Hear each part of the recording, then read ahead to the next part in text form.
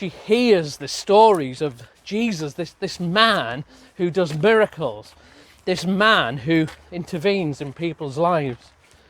And not just anybody's lives, but the most broken and the most excluded have been included by God's power through this man, Jesus. And then she hears the story that Jesus has headed north. He's coming into her territory. He's coming near where she lives.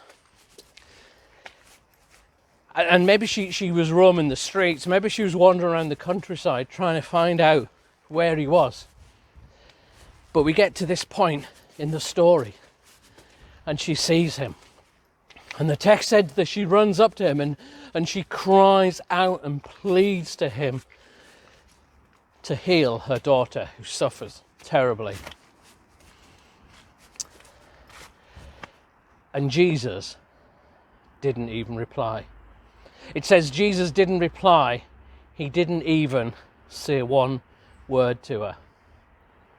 How do you respond to the silence of God?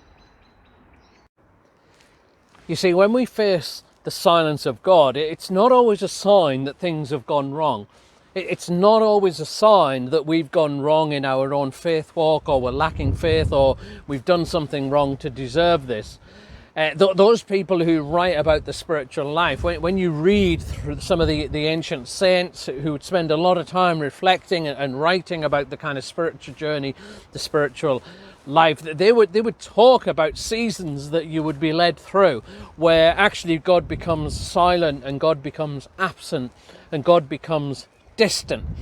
St. John of the Cross, he coined a phrase, dark night of the soul, to give this kind of season, this phase that we might go through, a title. And he would kind of say that everybody who wants to grow in the spiritual life will come through a season where you go through dark night of the soul. I remember when Mother Teresa died and her journals were read and published, and people were shocked that she went through seasons of spiritual darkness and dryness, where for long periods of time God was absent and he didn't seem to answer his prayers. And I remember reading in some of the kind of newspapers, the secular newspapers at the time, that they thought this was kind of an outrage and a great shock. As if Christianity and following Jesus means that everything is always a bed of roses, that the spiritual giants of the faith always have this sense of joy and peace, that they're aware of God being present. But people who write about the spiritual life will say there's always seasons when God seems absent.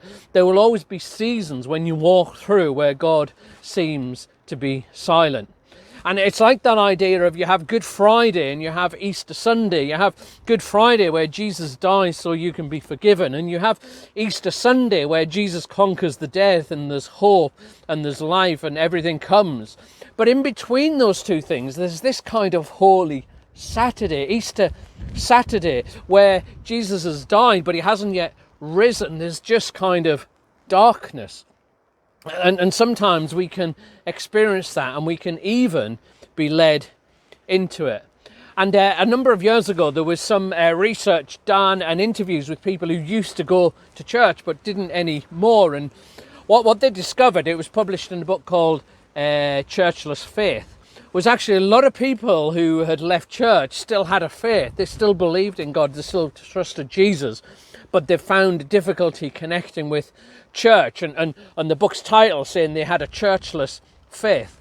And when they talked about people about why they'd kind of struggled to stay with church, why they'd left, one of the key themes was that the churches they were part of, they found had no place for pain and suffering. That when you were struggling, when God seemed absent, it didn't seem to be welcome in the churches that they left.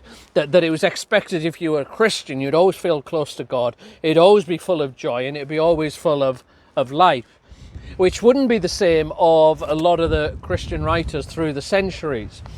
Some of the leaders in years gone by would actually talk about God leading us through a dark night of the soul.